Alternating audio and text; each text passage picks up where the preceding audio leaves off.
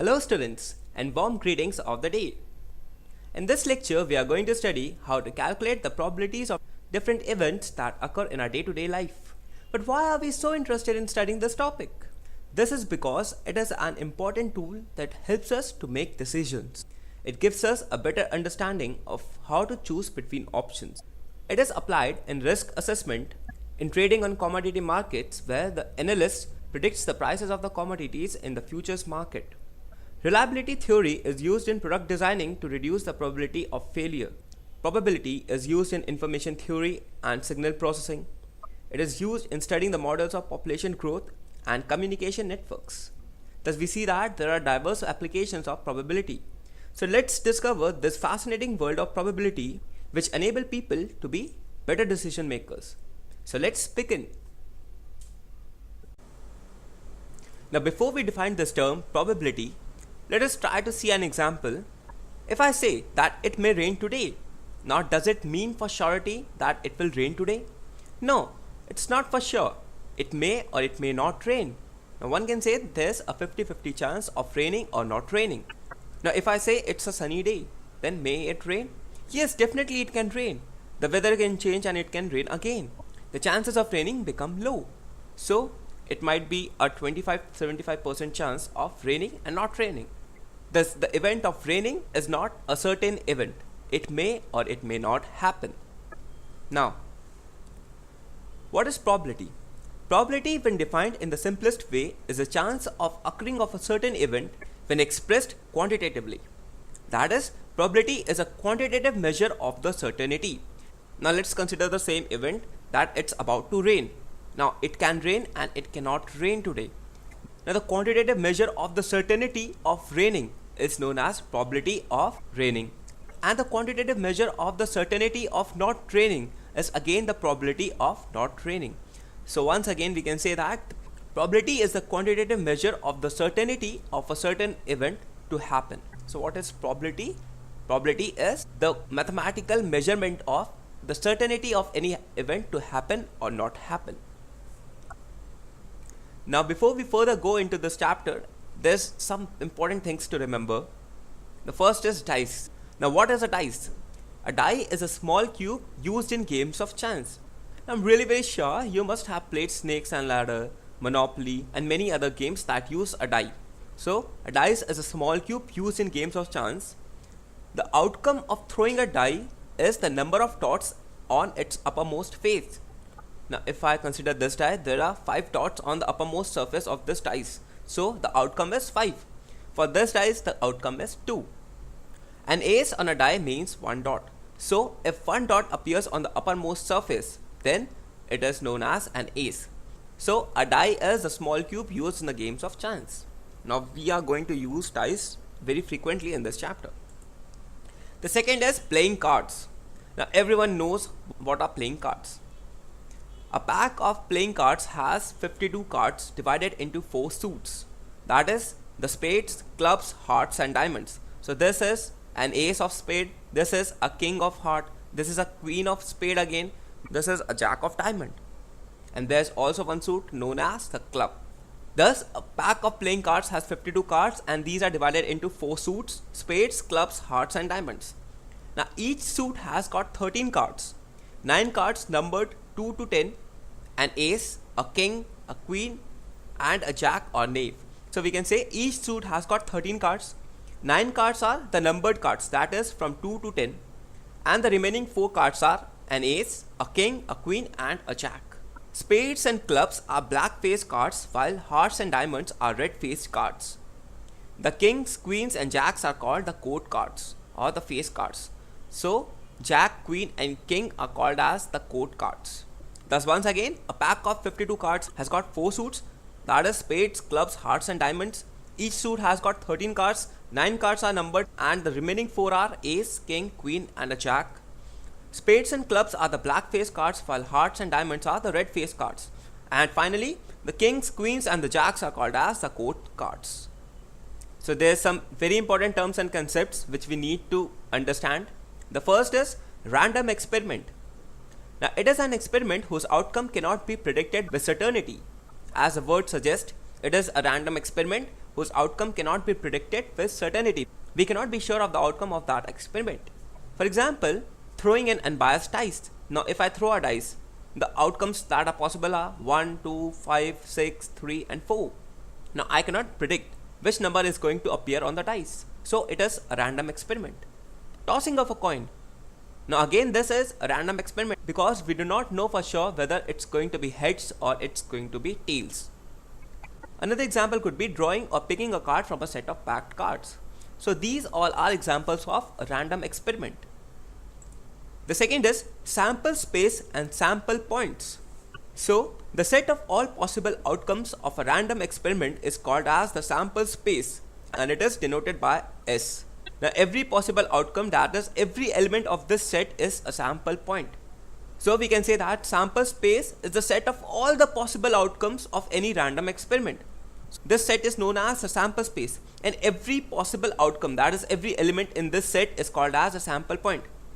For example, if I toss a coin, now the possible sample space would be heads or tails. So it could either appear a head or it could appear a tail. So head and tail is the sample space.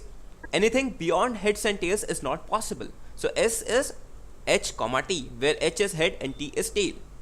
Now when two coins are tossed simultaneously, then what are the outcomes? Either it could appear heads, or it could be head tail, or it could be tail head, or it could be tail tail. So these are the four possible outcomes, and the set of all these four outcomes is known as a sample space.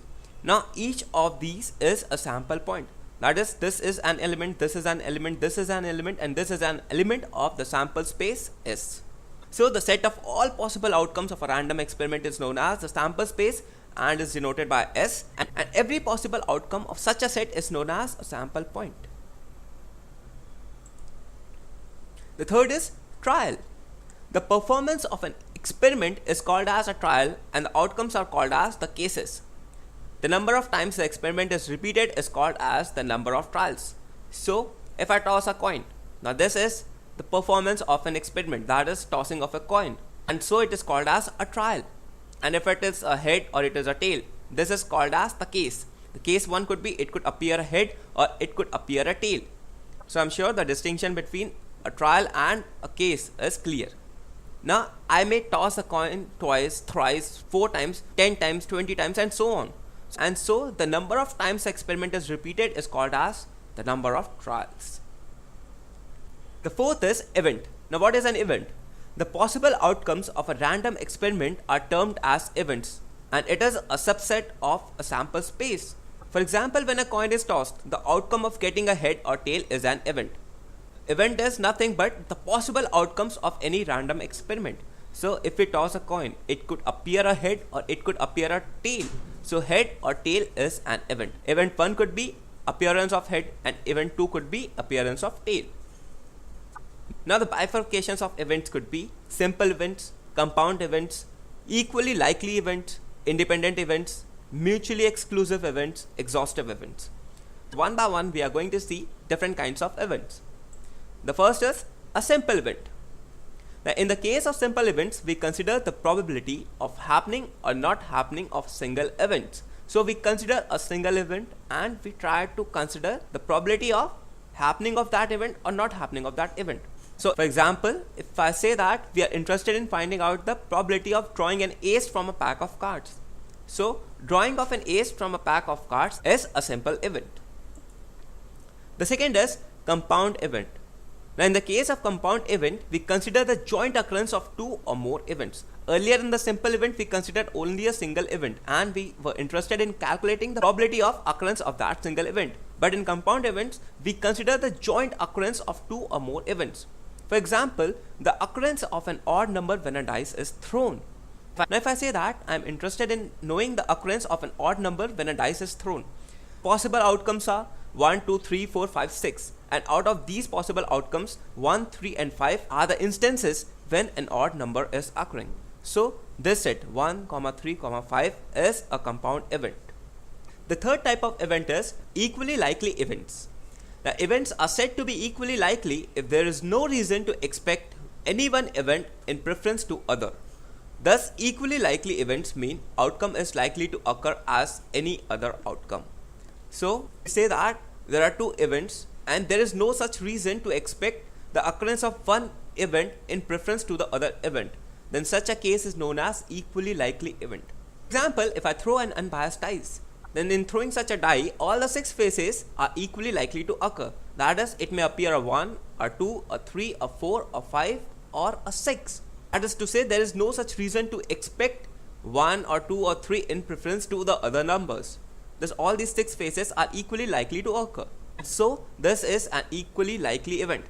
Another example could be if I toss a coin, then it may appear a head or it may appear a tail. Again, these are equally likely events. The next is independent events. The two events are said to be independent if the occurrence of one does not depend on the occurrence of the other. So as the word suggests, independent events are such events in which the occurrence of one does not depend on the occurrence of the other. Now we are going to study independent events in detail in later part. What are mutually exclusive events? In an experiment, if the occurrence of an event precludes or rules out the happening of all other events in the same experiment, then such events are known as mutually exclusive events. That is to say, if we are performing an experiment, then if one particular event occurs, then all other events are not going to occur. So the occurrence of any one event rules out the happening of all other events in the same experiment. If we say that E1, E2, E3 and so on up to En are mutually exclusive events, then E1 intersection E2 intersection E3 and so on up to the intersection of En would be equal to 5. That is a null set.